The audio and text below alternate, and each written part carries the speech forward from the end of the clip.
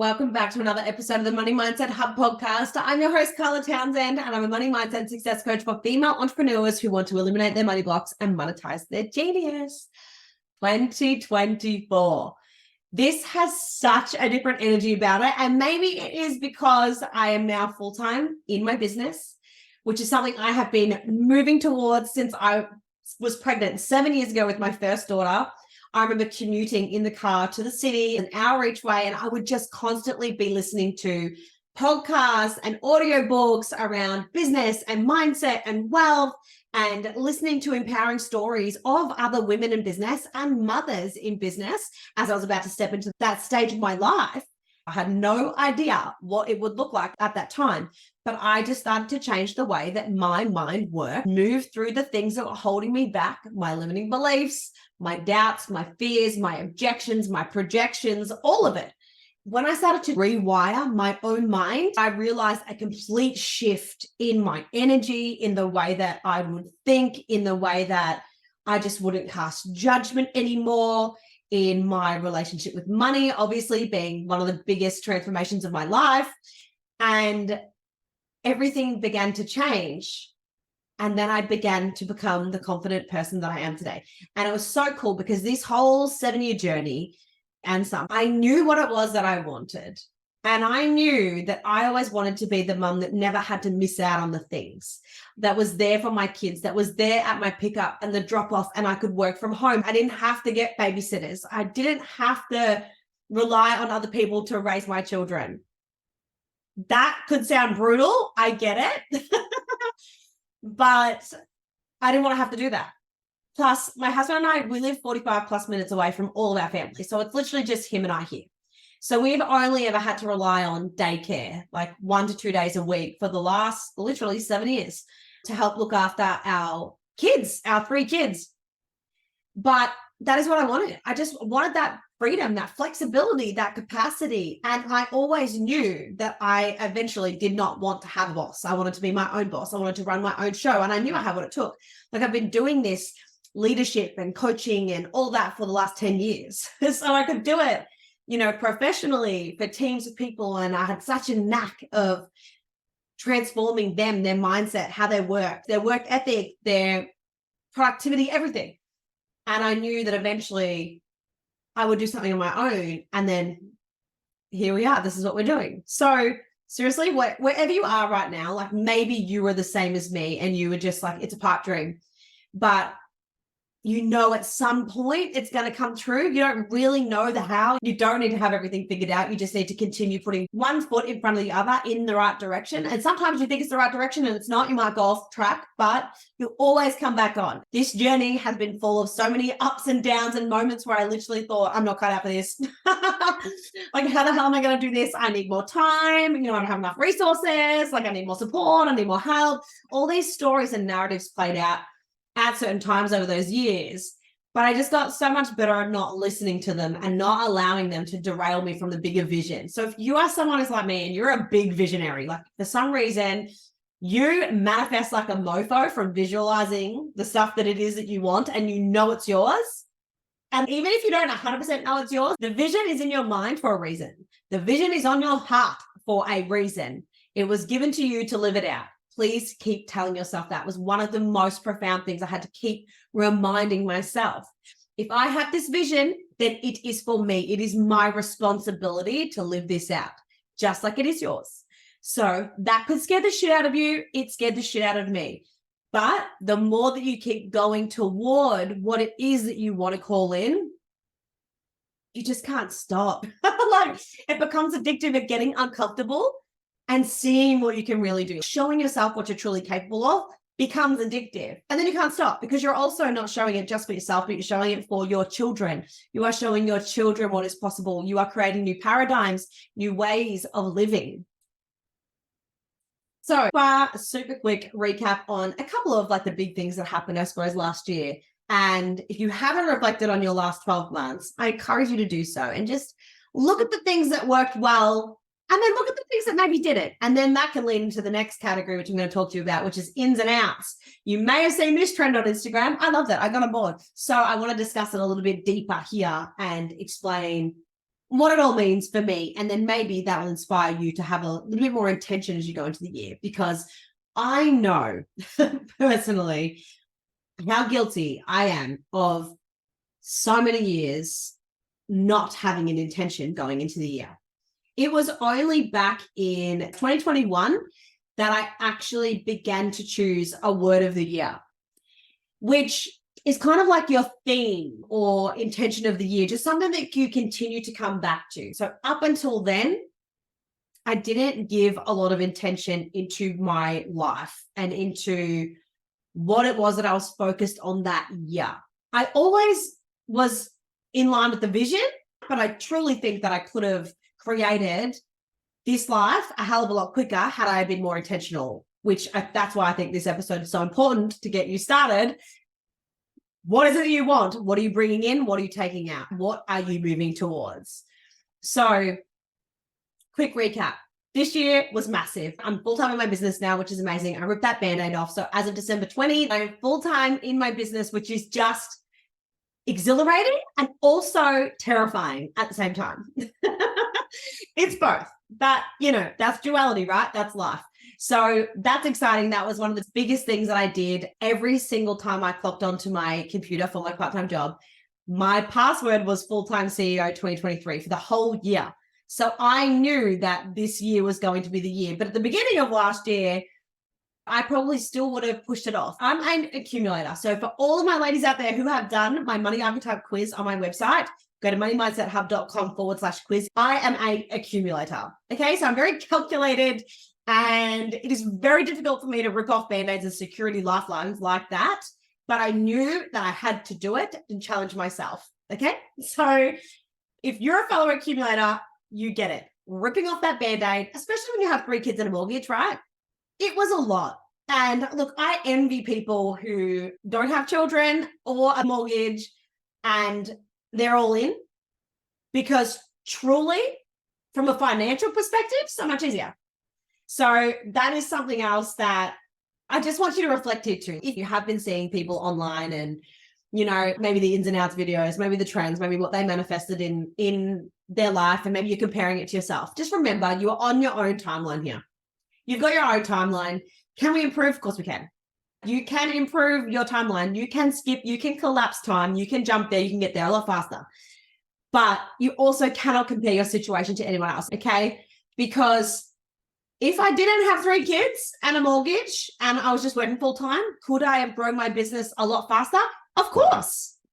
Because no offense to everyone that doesn't have children that might be listening to this, I don't want to rant on about this too long, but when you do have kids and when you have 3 in 4 years, like I did, and you don't have any family that lives close, they're all 45 minutes away, it is challenging when you only have 1 to 2 days, so 6 to 12 hours a week without your children whilst they're in care, to grow a business and to work part-time. And I was studying for a portion of that as well.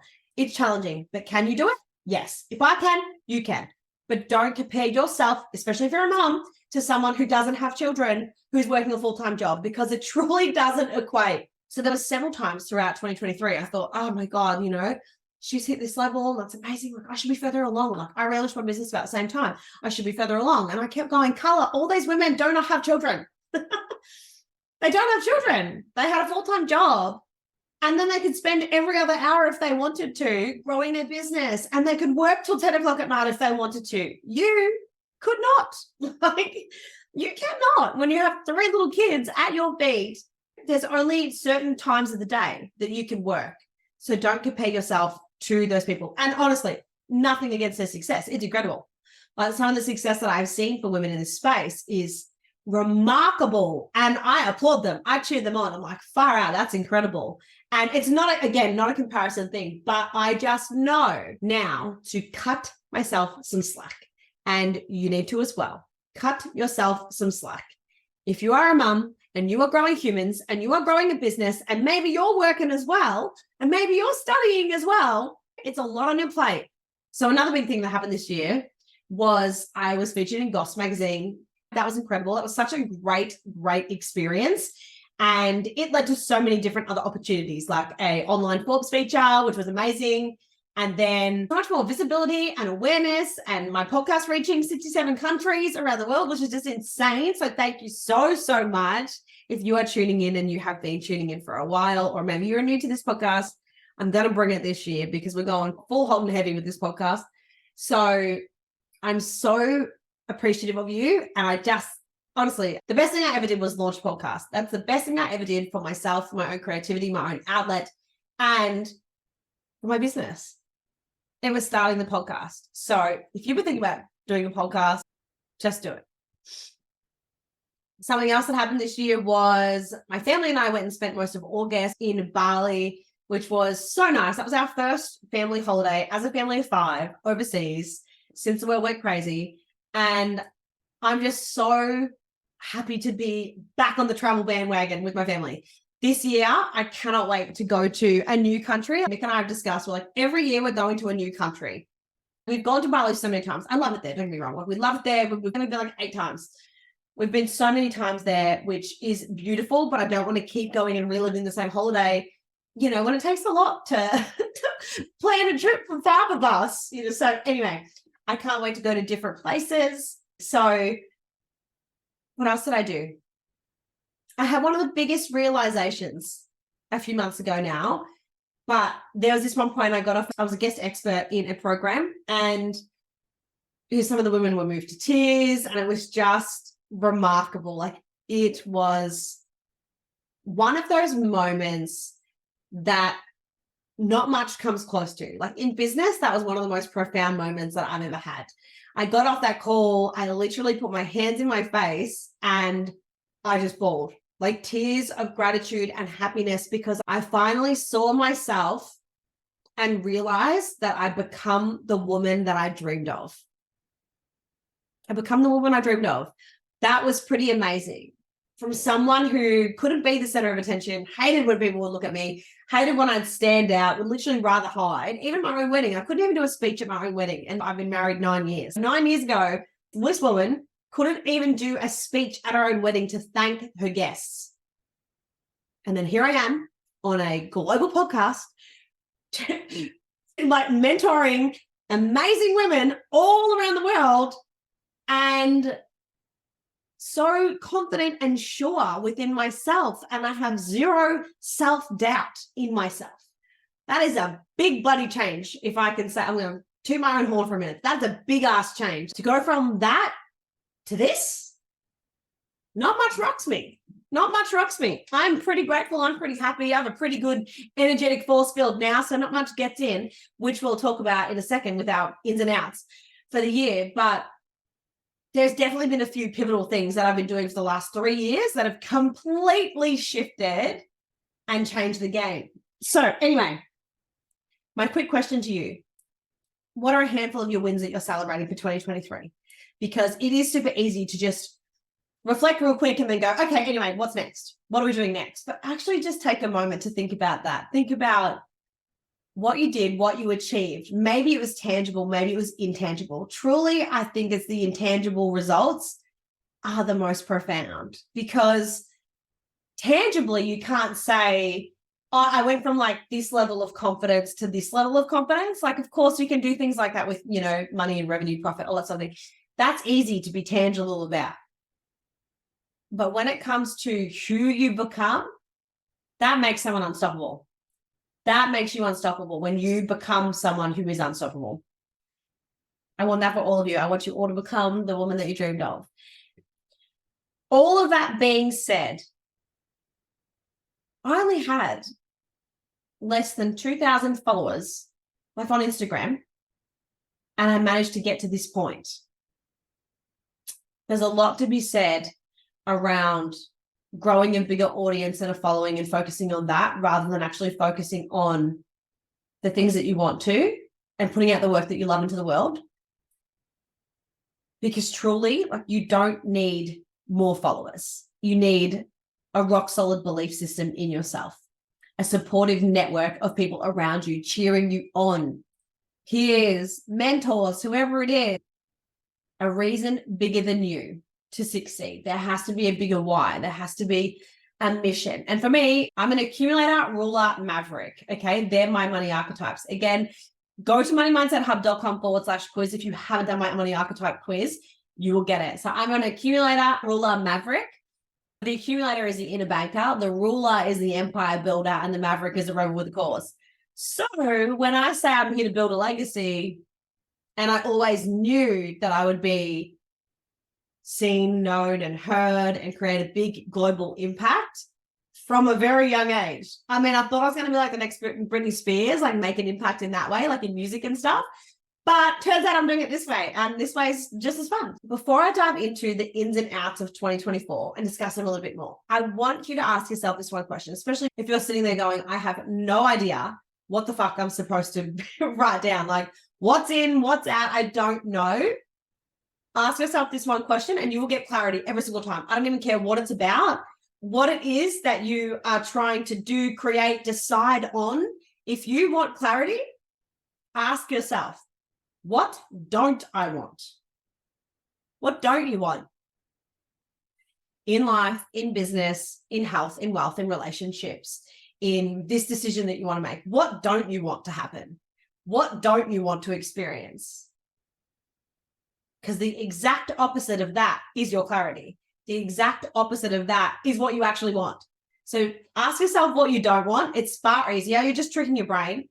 You're tricking your brain because it's far easier for the brain to think of all the reasons why you don't want it than what it is to think of what you want. So ask yourself, what don't I want? You don't want to be working a 9 to 5 forever and having to work for someone else and having to, work someone else's hours and all of that. So the opposite of that is you want to be your own boss and you want to have your own freedom. You want to be able to make your own schedule. So see how it can work so easily. But what don't you want?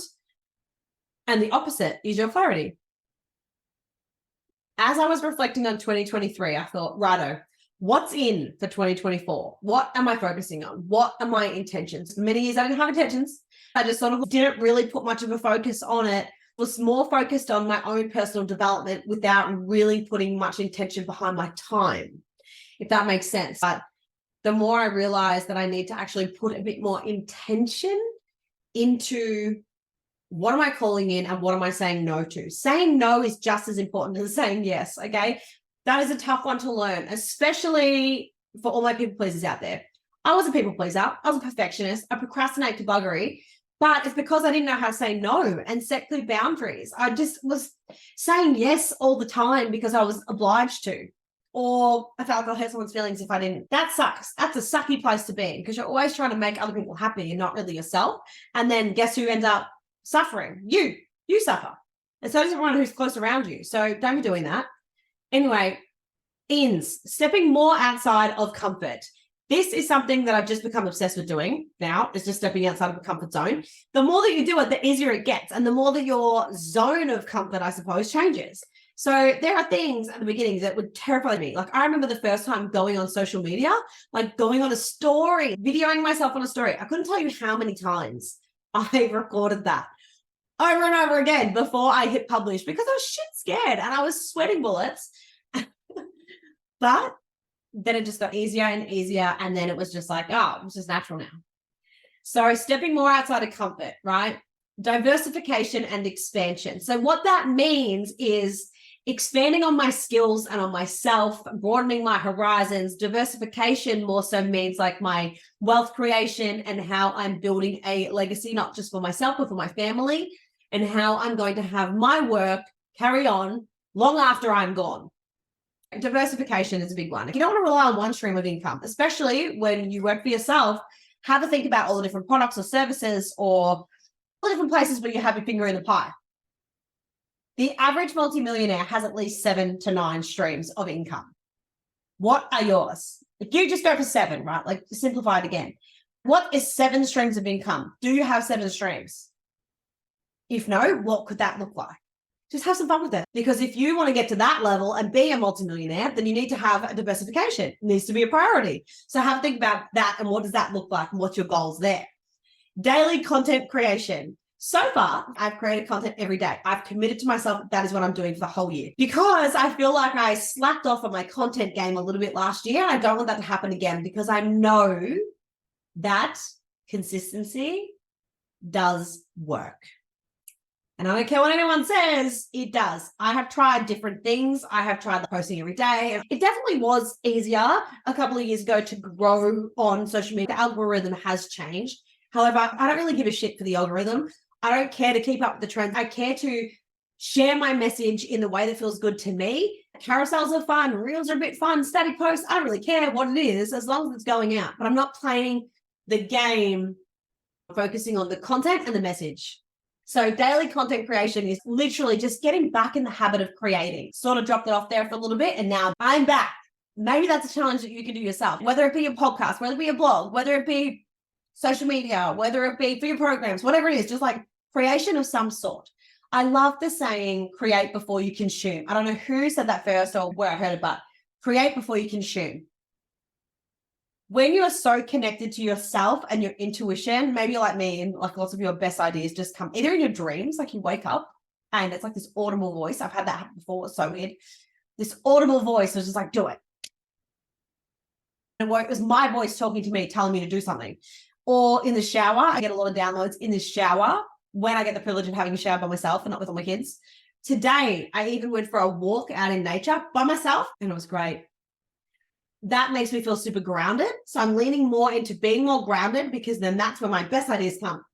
My best podcast ideas, my best content ideas, my best teachings come from my intuition.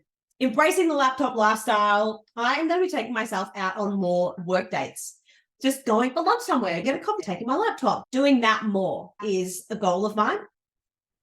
Smaller circles of big dreamers. Over the last few years, my circle has definitely gotten smaller. And that is by design. The last few years, especially since having kids, my circles have gotten smaller. I think this is natural. That just happens, especially when you are going down a certain path and only people get it. They don't really get it. There's definitely certain people that I have grown so much closer to over the last few years, and we've all grown closer because we're all big dreamers. We have big visions. We're driven. We're motivated. And we're just doing big things. We're not settling for mediocre because mediocre is boring. I don't want to live a mediocre life. I'm a homebody, but I want to travel the world. Like I want to see the world. I want to do whatever the hell I want, whenever I want, with my family. My son wants to go to Disneyland. He was shattered the other night when we put him to bed at 7:30 that at 4 a.m. we couldn't wake up and just go to Disneyland. I want to be able to say, son, tomorrow we're going to Disneyland. I want to be able to say that. So again, the people you surround yourself with are so important. Like think about it. If you have people around you that you spend most of your time with and they're just drainers and complainers and shamers and blamers, are you? Like, do you fall in that category too? Or are you somehow completely opposite? I beg to differ. I don't think so. I think that you would catch yourself complaining a bit more often than what you'd actually like if you were super self-aware. So there's definitely people that I've distanced myself from. Still love them, still think they're beautiful people, but I'm not focusing on saying yes to everyone and everything and being at all the social events and all of that. I'm focused on doing what it is that I intend to do with my time and the legacy I intend to create for myself, my kids, my family. That's what I'm focused on, because at the end of the day, am I going to care if I miss out on like a lunch or a dinner? No.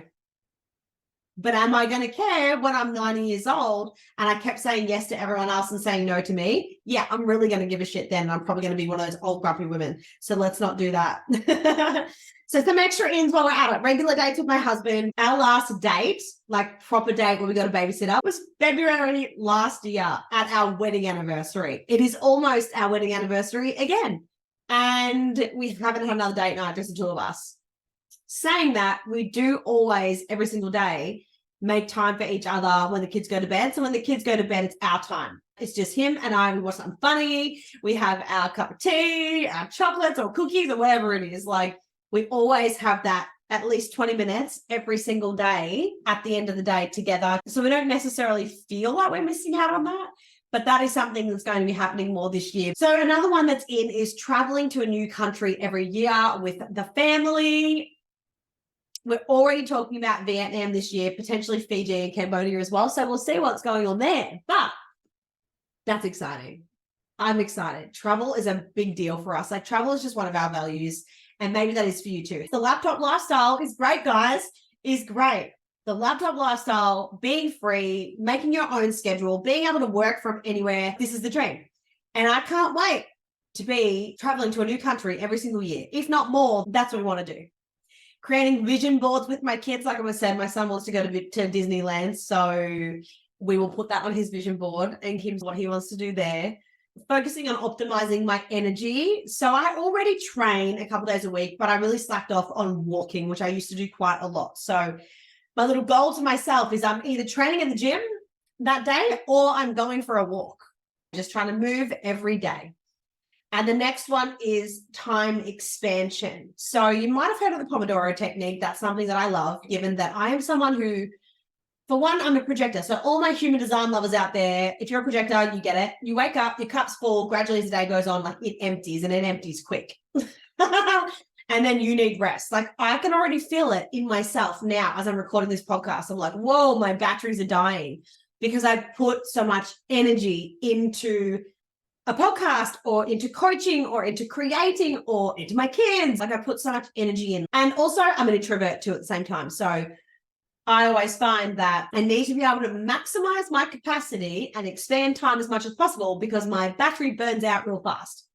But that is going to be a big focus for me. So a few things that are out. Mum guilt for working. Done with that. Don't care anymore. Been pretty good over the last couple of months, but at the beginning of 2023, definitely needed work. But now, done for it. It's not happening. However, it also means that I've really got to focus on the time expansion, right? So getting up a bit earlier because I will only have one day a week where I don't have my kids. One will be in school, one in kinder, and one in daycare, one day a week. So I'm only going to have one day a week kid free for now anyway. And so that time management, time expansion is a huge focus of mine and optimizing my energy so I can keep going. Social media scrolling. I don't scroll that much actually as it is anymore, but I really want to bring that intention into this year, like really limiting how much I'm actually scrolling and consuming. Apologizing unnecessarily. I, as someone who constantly says, oh, I'm sorry, and it annoys me. Like it annoys me how much I say sorry. I don't need to say sorry all the time. And it definitely comes back to when I was a kid and I would always like think things were my faults and I despise it. It's there and I'm working through it, but I'm sick of saying sorry. So I'm just going to stop doing that. Combos that complain or blame. Done. There's so much bigger problems in the world than complaining about mediocre shit. I said it. Again, my year of the truth. So I'm going to be a lot more direct here because that's just the way that I have to be. I'm going to be more direct. You can like it or lump it, but to be honest, I'm done with the complaining. I'm definitely done with the blaming. Like your life, your responsibility. I don't care what happened to you in the past. Definitely with sensitivities to trauma and things like that. Of course, I'm not an asshole. But when it comes to what you do from this point on, that's your responsibility. We don't need to keep blaming because blaming gives your power away to someone else. And that's not going to serve you. It's not going to serve anyone. It's definitely not going to serve the people that you're supposed to be helping with the work that you could be doing in the world, the products and services that you could be making. People need you because you're you and no one is you. I don't care how saturated the market is. I don't care how many people are doing X, Y, Z. Because the only thing that matters is you believe in you and you have a vision in your mind for a reason. Live it out. Stop complaining that it's too cold today. Oh, I'm a bit tired today, so I can't bother. Up too long with the kids last night. You will either make time or you'll make excuses. There's no in between. Make time or make excuses. Either way, that's going to equal your results. Don't complain about lack of results that you didn't do enough to get. Overcommitting via obligation. Okay, let me explain this because I'm such an overcommitter sometimes and it shits me to tears. So I say yes to a lot of things, but some of the things I say yes to, it's because I feel obliged to or I might offend someone. And I'm just really done with that, to be honest. Like if it's not a priority for me or there's something else that is more of a priority for me in that moment, then that is what I need to do. So these are the things I'm going to achieve each week, each month, each quarter, this year. They come first before I'm obliged to do or commit to anything for anybody else. I will start saying no and give it to someone else, or start saying, nope, I don't have the capacity to do that. You do that.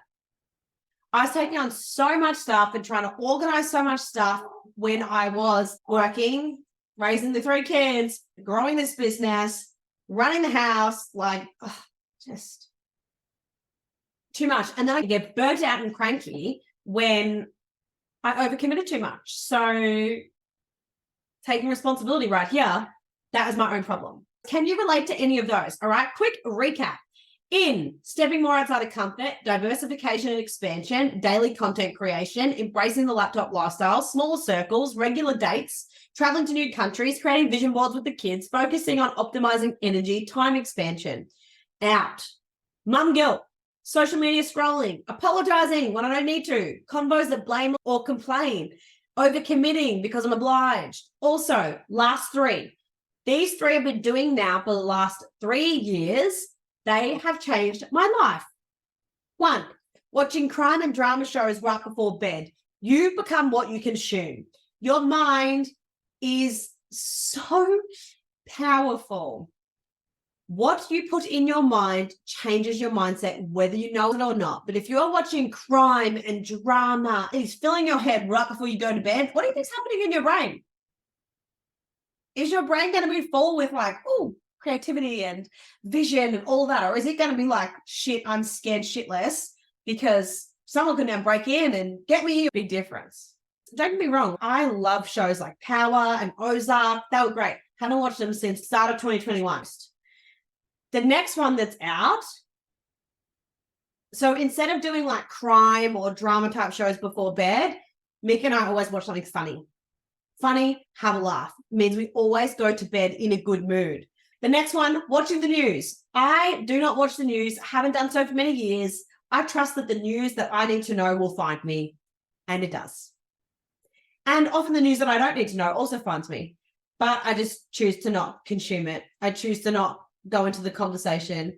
I choose to not dwell on that. If it's not something that I can physically change or help or do anything about, I don't want to know about it. It's a lot of fear. It's a lot of fear-mongering tactics, so much stuff, even around like the economy. People are buying. Money is subjective. Can we stop sound like it's running out? Because money is a tool that you spend on things that you value. When you don't spend money on things that you value, that's when you feel shit about it, because you're spending it on things that you don't actually need or want. That's what I have to say about the news anyways. And the last one, pretty much consuming anything that doesn't inspire, activate, or educate me to better myself or better my life. That one's pretty self-explanatory. If it doesn't activate, inspire, motivate, educate me to be better or do better or live a better life, then I don't want to consume it. I opt out of anything that doesn't align with that. And guess what? Over the last 3 years, my life has dramatically changed. I am so happy and I have such a big vision. I'm like, we're just getting started. This is episode 1 of 2024. We're in 67 countries already. It's going to be a good one. Anyway, what are your ins and outs? Think about it. Have intention for this year. What are you going to do? What are you going to create? What are you going to focus on? What are you going to let go of that's not serving you? No is a full sentence. Get used to saying it. And you don't have to be an asshole about it, but get used to saying it. Anyway, with love, I will leave you with that. I hope you enjoyed this. If you want to go to my money archetype quiz, please do at moneymindset.com/quiz. It is killer. I love it. It is the best. It's one of the best things I ever created. And changing your relationship with money is not something that you will ever take back. It is a necessity if you want to be successful. All right, I'll leave you with that and I'll catch you in the next episode. Bye. Thank you so much for listening to today's episode. I hope you enjoyed it. And if you did, I would absolutely love it if you could please leave me a 5-star review and let me know your thoughts. Remember, everything you desire and deserve is just on the other side of your own resistance. So take that next step.